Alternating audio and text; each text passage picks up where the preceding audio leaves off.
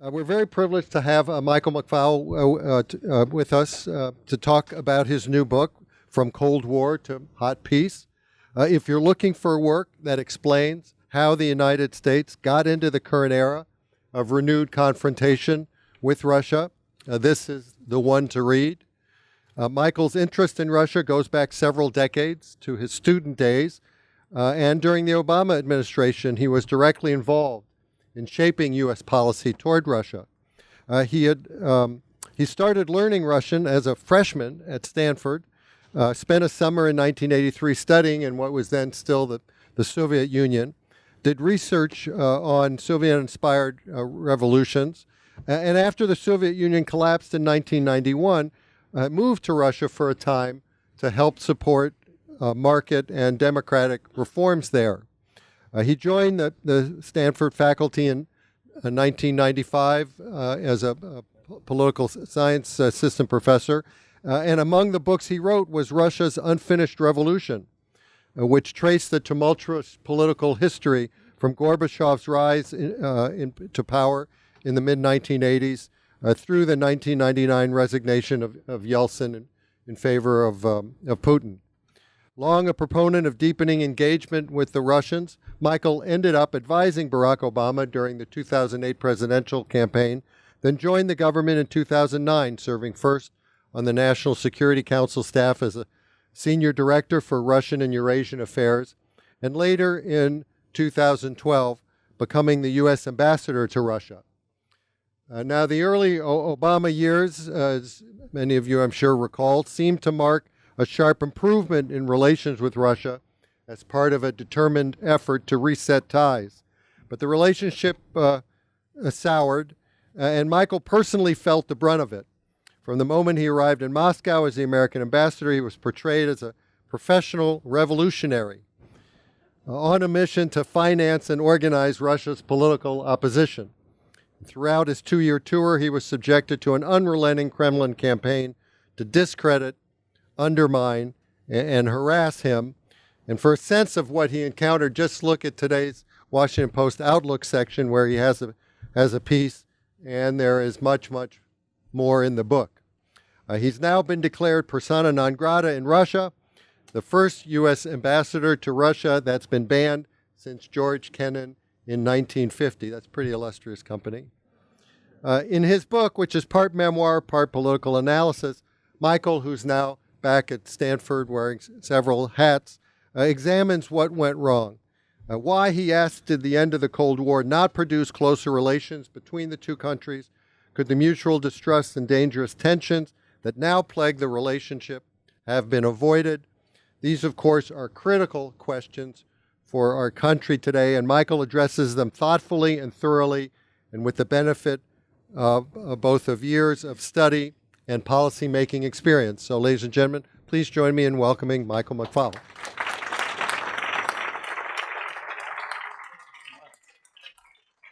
Thank you, Brad. That was fantastic. I feel like you've already summarized the books. We should just go to questions.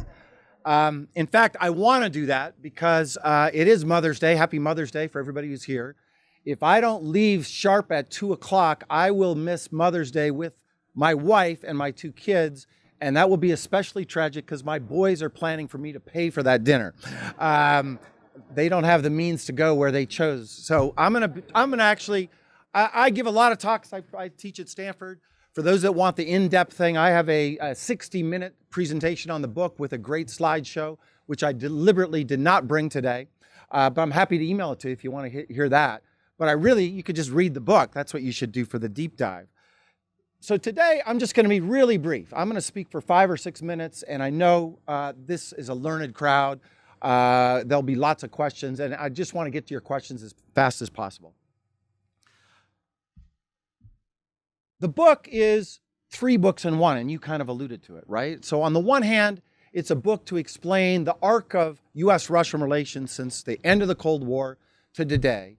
And how is it that in 1990, 91, most certainly when I was working in Russia back then, 1992 for a democratic, an NGO there to support democracy, it was a euphoric moment, at least for me.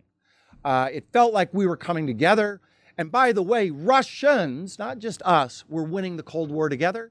And so the book tries to explain what the hell happened, why this optimism from them leading to the hot peace that we are in today. Now, the hot peace, just so you know, I deliberately try to echo the past because some things are the same, but some things are different, and that's why I use that word. But I'm sure we'll all agree things are not where we had hoped they would be at the end of the Cold War. There's a second story in there, within that, the story of the Obama era. Great to see Ambassador Fried here, who was with me then, in parts of these chapters that we shared together. And we had a similar arc, right? Started off strong with the reset, ended in a pretty tragic way. I just saw the president a couple of days ago. He's writing his own book. So I wanted to make sure our stories are in alignment here. And they are, just so you know. So it explains that. But then there's a third story, which is my own history. I mean, I grew up in Montana as a kid.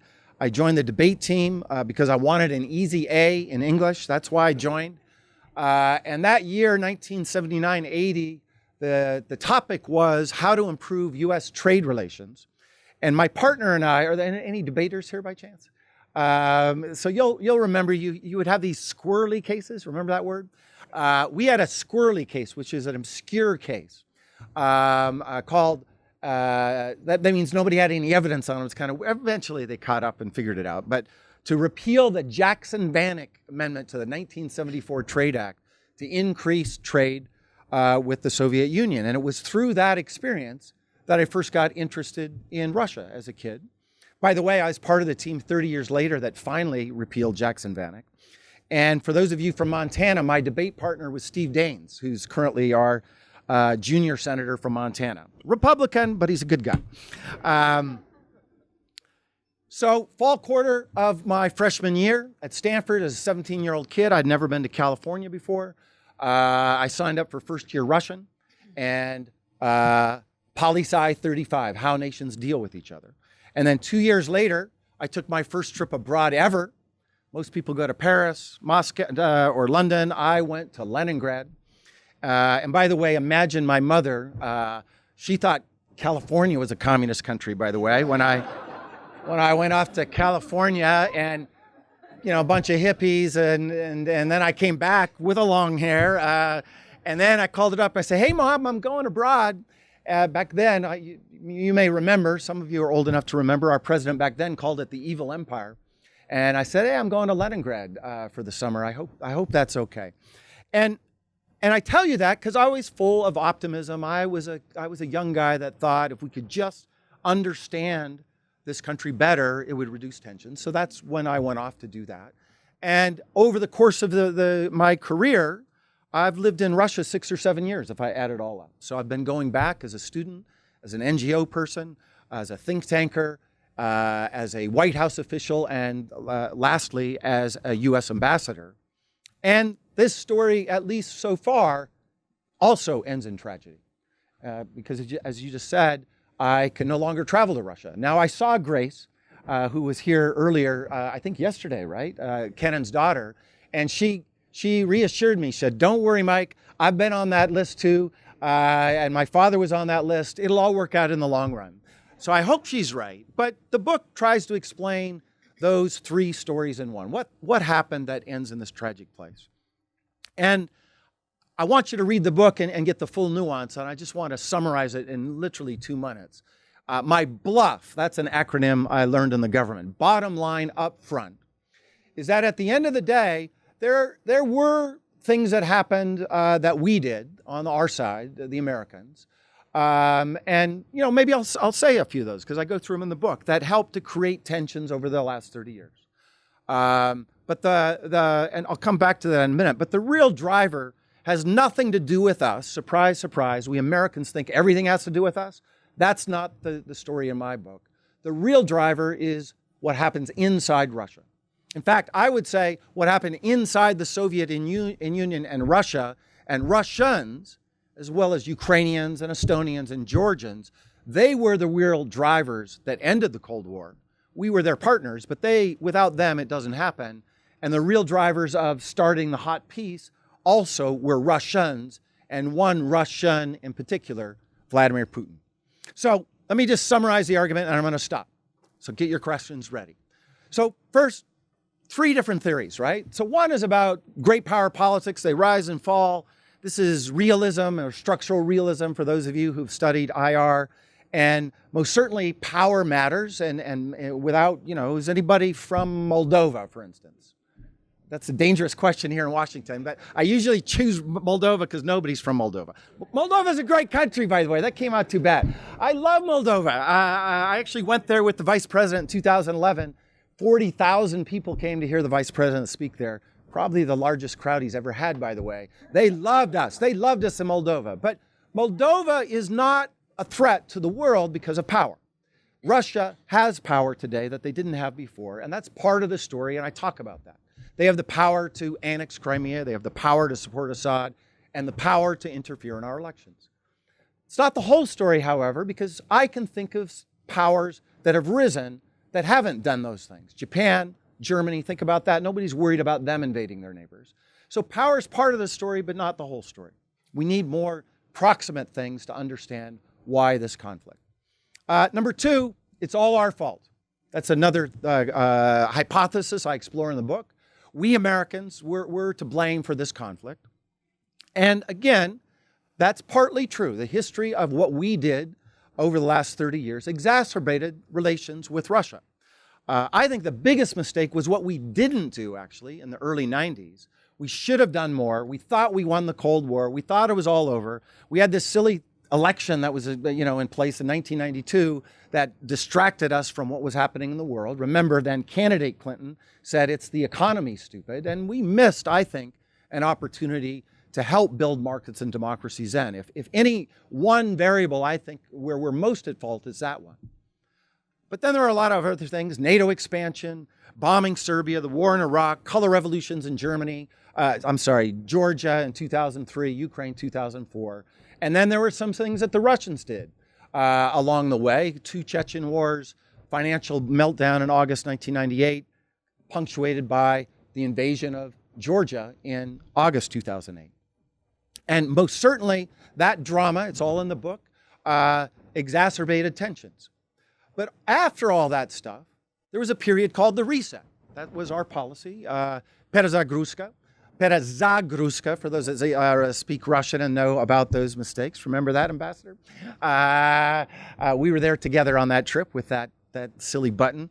And I won't go through the list, but for a time, for about 3 or 4 years, we actually were getting a lot of big things done with the Russians. And not mamby-pamby, kumbaya, let's hold hands and have a good relationship or improve relations because we ate a nice piece of cake together. That's not real diplomacy, and that's not real national interest. We got big things done. We signed the START Treaty, 2010. Great day in Prague, and then ratified later, reducing by 30% the number of nuclear weapons allowed in the world. I don't know about you, but the years at Stanford kind of blur by from time to time. If you asked me what I did in the year 2003, probably couldn't tell you. You asked me what I did in 1997, probably I published my article in World Politics, but I can't really remember. And to those of you who are former government officials, I know there are several of you here, let me be, my analysis of being in the government, it's really hard to do anything in the government. Like most of the time, you're just being. I am the blah, blah, blah. Not I did something, right? There's not a lot of action verbs in the government. And most certainly, when I was in the government, especially towards the latter years, we weren't doing a lot of things. But in 2010, I helped with the Obama team reduce by 30% the number of nuclear weapons in the world. That's what I did in 2010. What did you do? That's a big thing. As the vice president would say, that's a big, and I'm not going to say that word, begins with F, deal. We got new sanctions on Iran, most comprehensive set of sanctions ever, that helped to produce what I think was a great agreement and tragically torn up by our president this week. We got a supply route to Afghanistan, the Northern Distribution Network, where we went from 2% to over 60% of supplying our troops in Afghanistan through Russia, through Central Asia, but Russian soldiers flying through airspace in Russia. I don't know.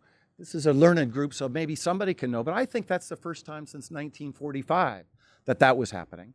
Vital to our security because we took the war to terror, on terror. We called it something else because we had to do something, not say the same thing the Bush folks did. But we had this idea, we're going to take the war to Pakistan, and in 2011, you may remember, we went in a very risky endeavor and killed Osama bin Laden. We could not have done that had 90% of our supplies depended on Pakistan. We got Russia into the WTO, we increased trade, and read in the book, there were lots of momentum. And at the peak of it, 60% of you all, if you're Americans, had a positive view of Russia. 60% of Russians had a positive view of the United States. That was just 5 years ago.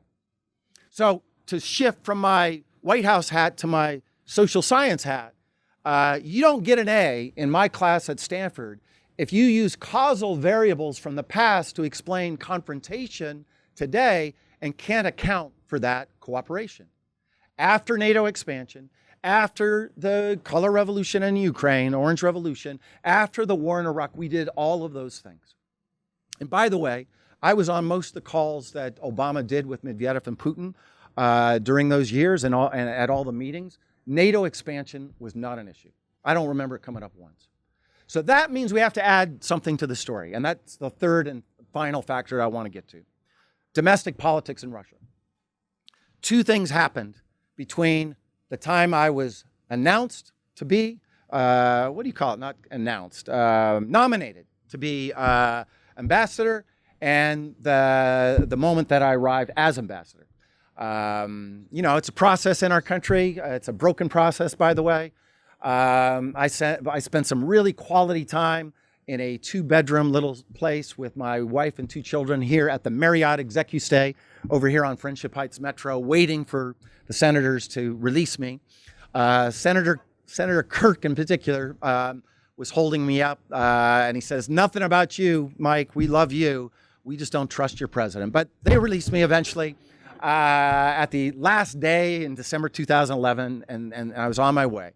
And in between that time, 2 big events happened. One, Putin decided to run for president. September 2011, come back, replace Medvedev. He'd been our partner on the reset. And I remember that day, I went in to see the president. It wasn't the exact day, it was a couple days later. And I think we were actually talking about Central Asia, it was something else. But he pulled me back in and he said, "What do you think, Mike?" And I gave him the party line, "Well, Mr. President, it's regrettable, you know Medvedev better than you know Putin, but Putin's the big decision maker here. He's been the big dog the whole time. We should expect continuity." And he looked at me and he said, "Hey man, come on. You know that this is going to be different." And I said, "Yes, you're right." Because we had seen these 2 guys up close and personal, and they had a different worldview. If Medvedev thought that win-win outcomes, that's the phrase he actually used in English when he was signing the START Treaty, good for Russia, good for the United States, he believed in those things. Putin sees the world in much more zero-sum terms, generally, +2 for Russia, -2 for America.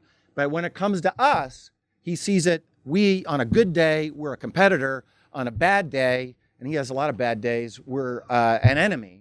And above all else, he has a theory about American power, that we use overt and covert force to overthrow regimes we don't like. And guess what?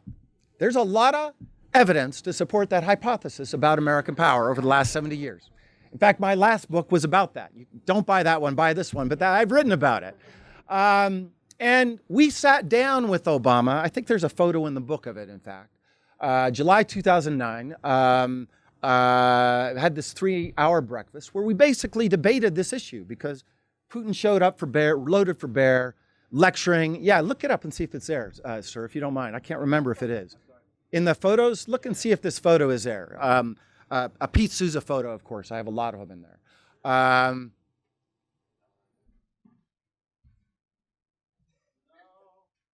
There it is. Yeah, it is. It's right here. So we're sitting there.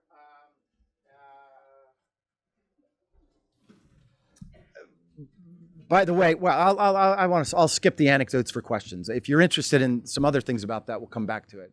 about being a nervous White House official, worried if my president will ever speak, because Putin went on for so long. But he wanted to lay out his theory about America, about all the damage we had done, the 8 years of the Bush administration, Secretary Freed. Now I'm going to call him Secretary, because he was the assistant secretary for the Bush administration at the time. And he went on and on and on. Never blaming President Bush, by the way. I think he has a soft spot for the president. He blamed the Bush administration, the deep state, the Cheney folks. You could tell that was his theory of the case. The CIA, the KGB, the Pentagon, and Dan, I think you're on this list for sure in their world, if not maybe the ringleader, by the way. That was his theory, right? And he got to Iraq. And he said, you Americans, you don't understand the Middle East. You screwed it all up. Look at the chaos that you've created. And President Obama, listening very patiently for 55 minutes, at that point said, you're right. I agree with you. And Putin was a little startled by that. Like, hey, you're playing the Americans here, right? I'm the Russians, you're the Americans. And like, why are you agreeing with me on that? And he said, of course, you may not know this, Mr. Prime Minister, but I was against that war long before it was popular to be against that war. And Putin kind of, I could tell, as the conversation went on, he thought, well, maybe this guy is different. And because Obama said, we're not in the business of regime change. Elections have consequences, and we're going to do things differently. And we walked out to the car, and, I got the sense he was like, been there, done that. He had had his reset with George W. Bush after September 11th. He wasn't going to engage with us. Go deal with the president. And after all, the president is in charge of foreign policy, not the prime minister. But I sensed that, okay, maybe things were different. But then in his view, and this will be, it starts externally, it ends up domestically. The year 2011 was pivotal. What happens in 2011? Massive demonstrations against autocrats all over the Middle East. Back then we called it the Arab Spring. Tunisia, Egypt, Syria, Libya. In our view, we were reacting to those events. We were not fomenting those events. Mubarak was our ally, after all. In Putin's view, we were behind all those events. And he made that very explicit the next time we met with him after that. And one of those events in particular was confirming for him about we're just like everybody else, Libya, 2011. Medvedev actually signed up. He abstained, but that means he was supporting. I was there at the meeting with him in the Kremlin. The vice president was meeting with him, and he agreed with us on Libya. He, and for the first time, I think, in Soviet or Russian history, acquiesced to the use of military force in a sovereign country with the UN Security Council resolution. 2 days later, Putin criticized him publicly for that event. And that's, I think, when that was the beginning of the end of the reset. Height of cooperation, but then Putin decided Medvedev's drank the Kool-Aid. He's too pro-Western. We're going to move in this other direction. But then at the end of that year, you may forget, it all happened in the same year. All these revolutionary movements are happening throughout the Arab Spring in the Middle East. And then in December 2011, the same thing happens in Russia. Falsified election, people document it, 50 people come out to protest, 500, and eventually 200,000 people come out on the streets of Moscow. The last time that had happened, and there's a photo in the book as well about that, was 1991. The year the Soviet Union collapsed, the year there was regime change in Putin's country, an event that he called the greatest tragedy of the 20th century. And that event, I think, meant we were into a confrontation because he needed a new argument to mobilize his supporters and marginalize the opposition. And so he went back to an old, familiar Soviet playbook. Blamed the Americans, blamed Obama, and blamed me personally. And I think there's a piece in the Post that that is an excerpt from the book where I literally became the poster child of this anti-American propaganda that they put out. And then and read about it in the book. The last big crowd that then really ended everything. Another big crowd in Ukraine, replay of events. People come out on the streets because they want to be part of Europe. Their leader, President Yanukovych, says, no, we're not going to sign the accession agreement. A young guy, his name's Mustafa Naim, goes on to Facebook and says, Yanukovych is a fool. We want to be part of Europe. If you agree with me, hit like. And if I get to 10,000 likes, we'll show up on Maidan. And they got to 50,000 likes within an hour, and they went down to Maidan and stayed there in protest. And actually, people were killed by sharpshooters. And we tried to cut a deal, just to be clear, between the opposition and the leadership. The vice president, again, was dragged in to try to negotiate that. We thought we had a deal February 21st. I was in Sochi at the time at the Olympics with Bill Burns, some of you may know. We were representing you as the delegation. And there was a lot of booyahs and hooyahs and congratulations to diplomacy. We thought it was good. 6 hours later, Yanukovych shows up in Rostov, Russia, for reasons I still don't understand to this day. But Putin understood.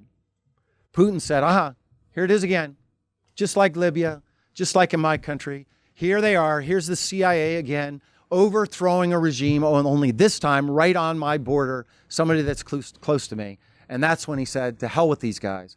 I'm going into Crimea, and I'm going to take it. And then when it was cheap, it was too cheap, he went into eastern Ukraine. And that's when I think that was the moment of confrontation, where we in the West rightfully push back and are rightfully pushing back on that action. You know, if I were writing the three commandments of good behavior in the international system, number one would be, thou shalt not use nuclear weapons. But number two would be, thou shalt not annex the territory of thy neighbor. And we have a disagreement about that. And I think it's an agreement that will last a long time, as long as Putin's in power. So the good news in my book is, this is not because of Russian history or culture or the balance of power in the international system. That's not. My story is about actors, contingency, and even some what might have been. We call them counterfactuals. What if Putin hadn't become president and Boris Nemtsov had become president instead? I see actors being involved in this story. The bad news is that the actor that's in power today in Russia just was re-inaugurated, going to be there for 6 years, maybe 6 more years. He works out 2 to 3 hours a day in the morning. He's in good health. And as long as he is there, my prediction, tragically, for America, the world, and for me, as somebody who can't travel to Russia right now, we're going to be in this confrontation for a long time. All right, thanks. With that, I'll take your questions.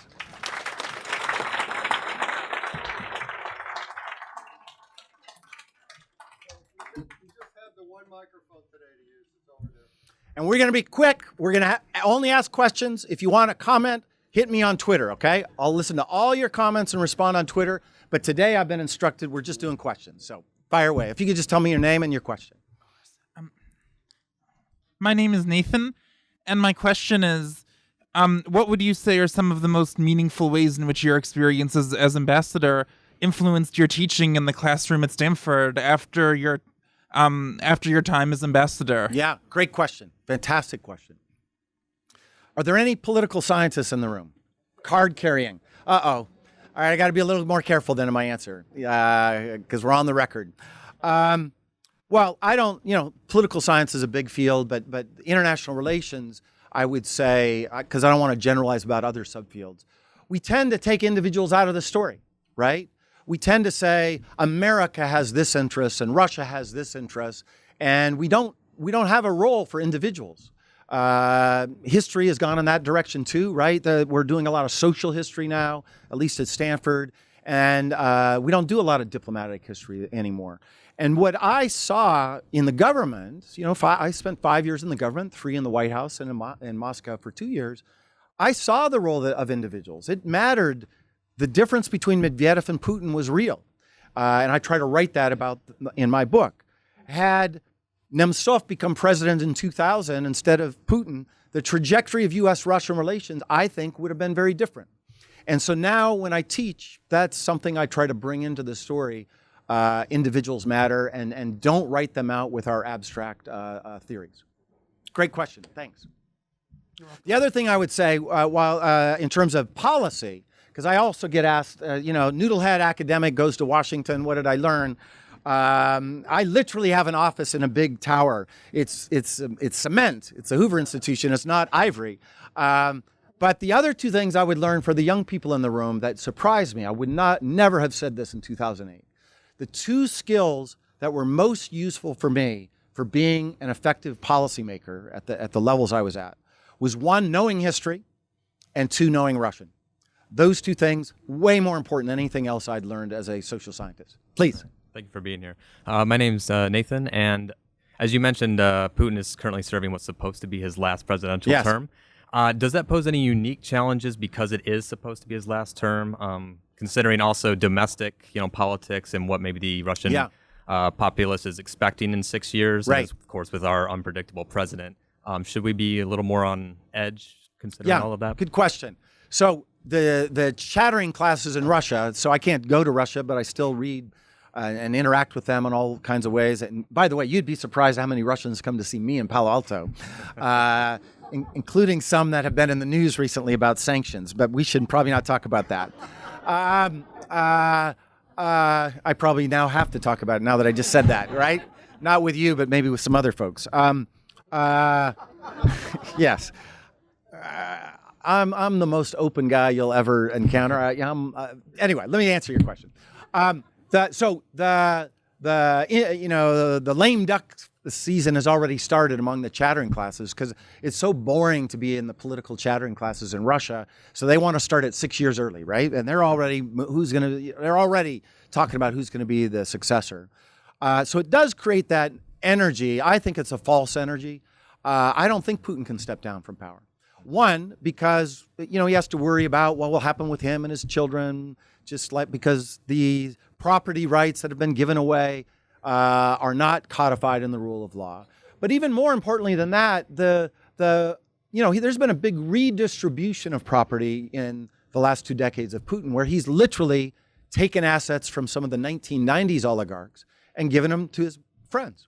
One of them is a guy I knew well. Igor Sechin is his name. I first met him the first time I met Putin back in the spring of 1991. His job was an aide to Putin. And I was there. It's kind of funny to think about now.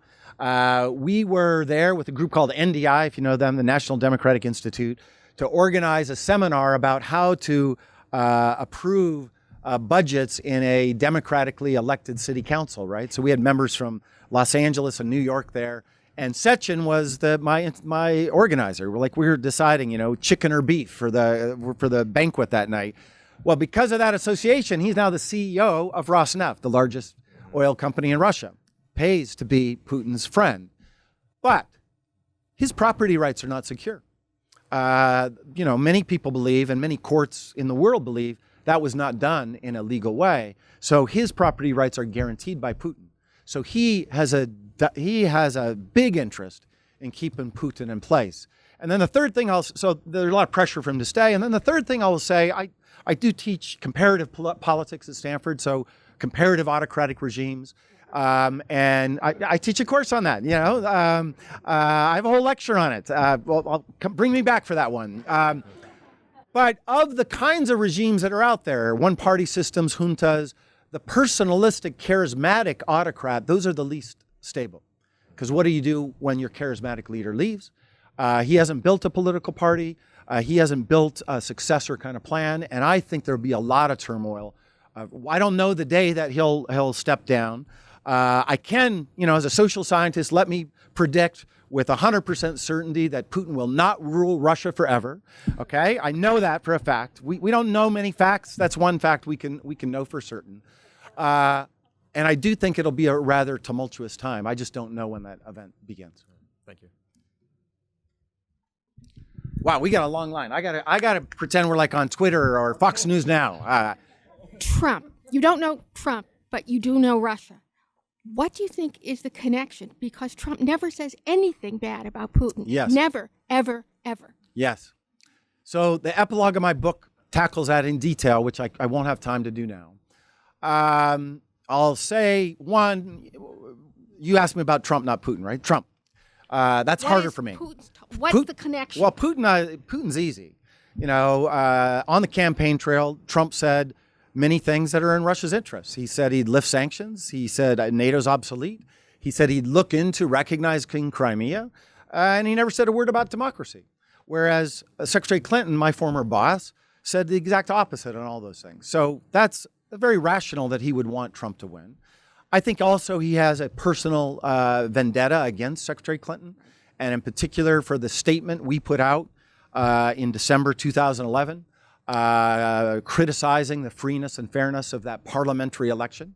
I was the White House official that cleared on it, and I didn't think it was that big a deal, but events had changed, and he said that was a signal for the opposition to come out and demonstrate.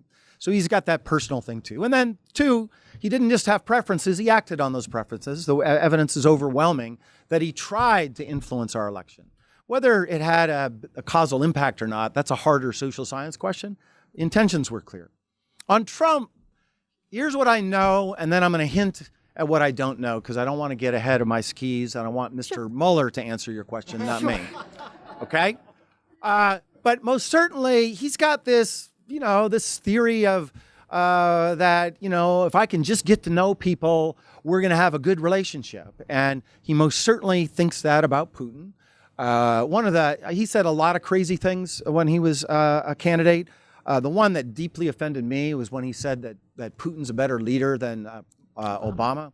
That's just outrageous on so many ways. But he fancies himself as this strong guy that can work with other strong guys. And that's his theory. If I could just sit down with them, I'm going to have a good relationship. And just so we're clear, I think you should engage with Russia and Putin. I have no problem with that. But the goal should never be a good relationship. And I'd say that about France, by the way, too. The goal should be what's good for us. Your job is to represent and advance our interests, our security interests, our economic interests, our values. And the means you choose, sometimes engagement, but sometimes it's containment. Sometimes it's coercive, and sometimes it's isolation. And Trump just kind of has that mixed up in his head. So he goes to wherever and has a nice meeting, and we had a great dinner and nice piece of chocolate cake. Sorry to keep coming back to that, but that's not what diplomacy's about, man. We had a really nice time. And then what? Well, what did we get out of that? And so that's his theory. Now, there's the other more conspiratorial stuff. And all I would say is this. Does Putin use money and compromat to create leverage with all kinds of people, first in Russia and then around the world? The answer to that is yes. And I've seen it up close and personal with other people. And I've seen, disinformation used against me in that way. If you stay at the Ritz-Carlton, just to be really blunt, you should expect everything you do, every movement you make, in every room you have, to be recorded. Okay? When we stayed there in 2009, and it's in the book, when we stayed there, I stayed there with President Obama, and we built from scratch this submarine-like structure. Every single piece was shipped from America and built it so that we could have a confidential conversation with the president at the Ritz. That's the length we went to. So the capacity to do, and then money. Oh, you need 50 million? I'll give you 50 million. What do I owe you back? Interest? No. Don't worry about it now. We'll figure out something down the road. That's how that system works. That's how he creates leverage with all those oligarchs that I was talking about, with people abroad. I don't know if he's used those instruments of power with the Trump team. I don't know that. Mm-hmm. I do know how that works. And again, Bob Mueller needs to answer that question. Thank you. Hi, my name's Adam. Thanks very much for your talk. I was curious that in recent years, I'd say there's been sort of a countercurrent against the narrative of Putin as master strategist, arguing that he's more of a tactician. I was curious if you think this is more of an approximate truth, if you will, or if this counter-narrative is in itself missing something. Yeah, in that debate, I kind of lean towards the tactician. I think he's more emotional, reactive than others. I think his decision to go in Crimea is in reaction to what happened with Yanukovych and run the counterfactual. Had there been no fall of the Yanukovych regime, would he have seized Crimea? The answer to that is no. And people forget that those events are related. Had there not been those mass demonstrations in Moscow, upon my arrival, they would have treated me very differently. And my story is really about, because this is another way to talk about what I've learned from being in government. We have our plans about foreign policy. The Russians have their plans. We meet as elites and governments to talk about them. And then there's these crazy-ass small d Democrats all over the world, in Egypt, in Libya, Syria, Russia, Ukraine, who are not waiting. They don't care about the reset, right? They're not interested in whether we're going to cooperate on a follow-on to the New START treaty. They don't care about the pivot to Asia. They have their own agenda, and we do not control them. That's the big misconception. But those are the folks that were driving a lot of these events, and therefore it's more contingent. I would also say, he doesn't hold a lot of cards. We have a lot more power, but over the years, he's played them in a much more risky way than he would have done 18 years ago. And as I write about in the book, I think there's been an evolution in his thinking. He was different in 2000 in terms of that compared to where he is today. Thank you. Thank you. Good question. Hi, my name's Bob. I have Armenian friends in my hometown of Syracuse, New York, and have been sending A lot them going the on in coverage- Armenia these days, yeah. sending them the coverage of the events over there. It sounds like the new government has said to Putin, okay, we recognize you're very big, you're very close to us. Please stop sending these thieves to steal from us. We're going to be on our own. And besides that, Putin needs Ukraine for all the grain for the former Soviet Union. Right. How's my analysis, and would you add anything to it? Very clever. All right. Let me be brief. I see a long line. I got to keep. I'm not good at brevity. I can tell here. I'm failing what I said I was going to do. To me, one of the biggest dramas in the world is about Ukraine right now. Both if you care about security in Europe and whether you care about democracy. Because I was just there 2 weeks ago, and it's the fight is on. This is a fight between East and West, Putin in the West, and democracy and autocracy. Putin wants that government to fail, and he's gone to great lengths to help them fail. I always come back from Ukraine more optimistic than I was when I read about it in the press. I always come back more reinvigorated. There's a civil society there. There's debate in the parliament. And guess what? There's a presidential election in 2019, and we don't know who's going to be president. That's democracy. That's exactly the definition of democracy. If we knew, I knew that Putin was going to be president in 2018, 6 years ago. That was obvious. The fact that we don't know is a really good thing in Ukraine. And I just wish we would be paying more attention to Ukraine and be more engaged in that fight. Yeah. Ambassador, great article in the paper today and a great speech now. If you love the article, you're going to really love the book. And so are your children and your relatives and your cousins. They're going to really love it because the book really moves faster than that. What's His Excellency saying that I should buy 10 books rather than one? We'll deal with that later. I'm a retired Foreign Service officer. Thanks from for your the Kennedy service. administration to the Clinton administration, political officer, all dictatorships. And I worked with Gorbachev in the Reagan administration. I thought he was a cool dude. He was. Lieutenant Colonel Putin is a bad guy, or maybe I should say bad hombre these days in Washington. You can tell because he wasn't promoted to colonel by his KGB leader. So something's wrong with the guy, right? And if you don't do that and you do visual, you saw him riding around with no shirt on with his chest bouncing around. Yeah. That tells you he's a bad guy. Okay. All right. What's your question, though? To what extent are we responsible? Do we say the Cold War ended, or do we say we won the Cold War? Did Clinton sort of talk about not taking over East Germany and recruiting Estonia, Latvia, and Lithuania?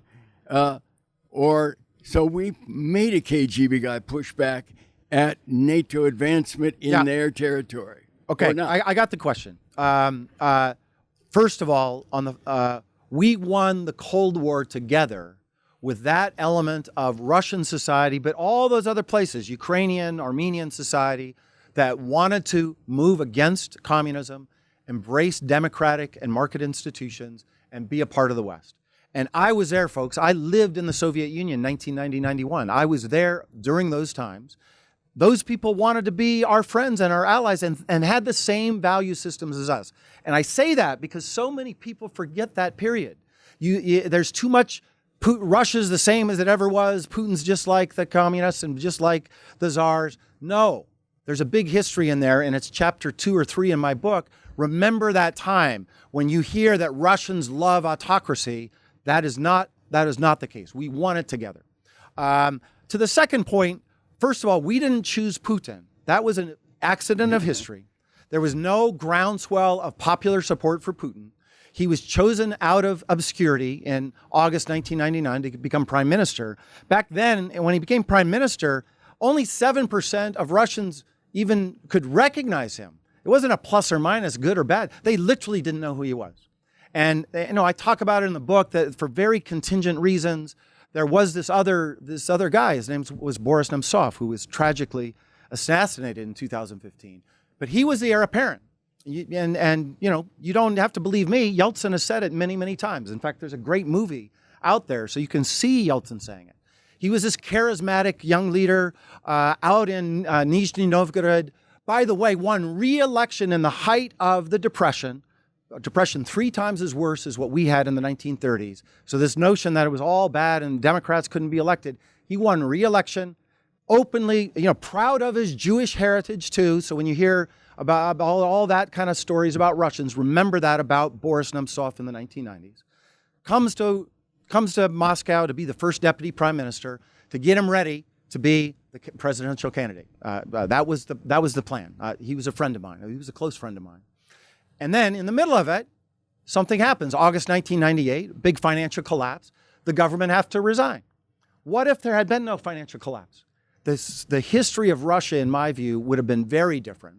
He would have been the heir apparent. He would have been elected. This notion that he wouldn't win elections, I don't believe. And I think the history would have been very different. So Putin was an accident, and then, has a different worldview that you already described.